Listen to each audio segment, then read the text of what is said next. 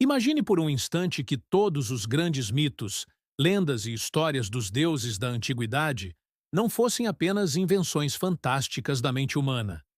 E se, por trás desses relatos, existissem personagens reais, homens e mulheres que um dia caminharam pela Terra, mas que, com o passar dos séculos, foram transformados em deuses, heróis e figuras sobrenaturais? Essa é a essência de uma teoria fascinante chamada evemerismo. Logo de início, é importante deixar claro: o evemerismo não é uma simples curiosidade histórica, mas sim uma forma de interpretar mitos, religiões e tradições. É uma teoria que se propõe a explicar que os deuses e as figuras lendárias da antiguidade seriam, na verdade, seres humanos reais que, ao longo do tempo, foram divinizados pela memória popular. O termo evemerismo deriva de um pensador da Grécia Antiga chamado Evêmero, que viveu aproximadamente entre o século IV e o século III a.C. Evêmero foi um filósofo grego que defendia a ideia de que os deuses, tal como eram cultuados no panteão grego, não tinham uma origem sobrenatural. Para ele, eram homens importantes, reis, guerreiros ou líderes tribais que, com o tempo, tiveram seus feitos tão exagerados e suas memórias tão enaltecidas que acabaram se transformando em figuras divinas. Assim, segundo o evemerismo, Zeus, Hades, Atena ou Afrodite não nasceram como deuses imortais. Em vez disso, seriam homens e mulheres de carne e osso que viveram em tempos remotos, mas que a tradição mitológica converteu em personagens sobrenaturais. Evêmero deixou registrada sua visão em uma obra conhecida como História Sagrada. Nesse texto, ele relatava ter descoberto uma ilha mítica chamada Panqueia.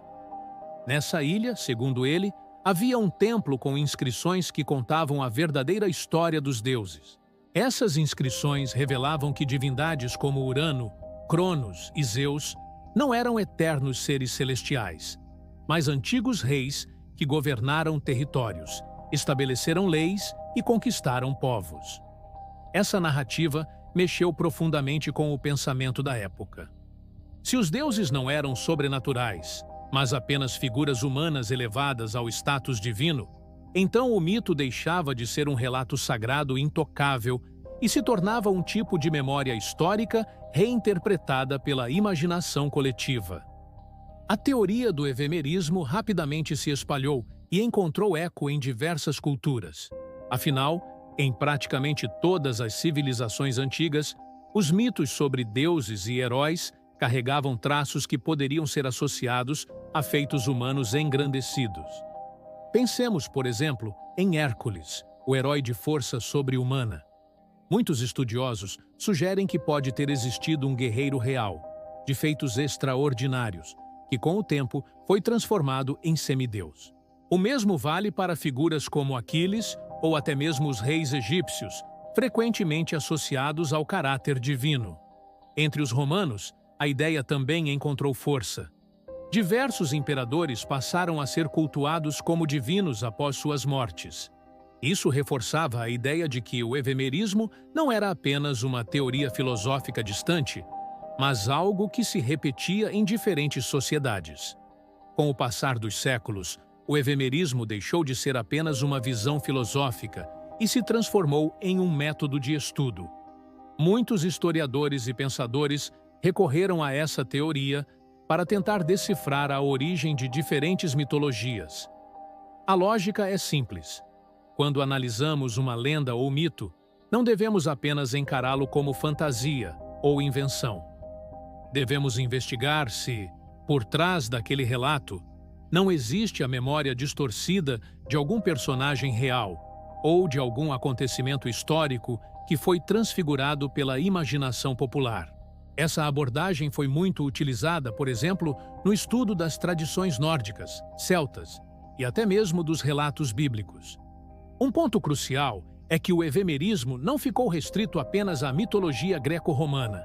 Ao longo do tempo, estudiosos passaram a aplicar essa teoria também à interpretação das religiões. Durante a Idade Média e a Idade Moderna, muitos pensadores cristãos se apropriaram do evemerismo como uma forma de explicar ou desqualificar os deuses pagãos. A lógica era a seguinte: se os deuses gregos e romanos nada mais eram do que simples homens transformados em divindades, então não havia razão para cultuá-los. Essa leitura, de certa forma, ajudava a reforçar a superioridade do cristianismo sobre as religiões antigas. No entanto, a aplicação do evemerismo às próprias figuras bíblicas também gerou debates intensos.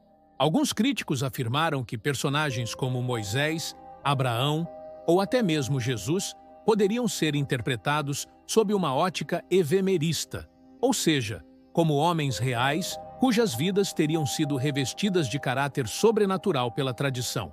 É claro que esse ponto sempre foi e continua sendo motivo de polêmica e de discussões filosóficas, religiosas e acadêmicas.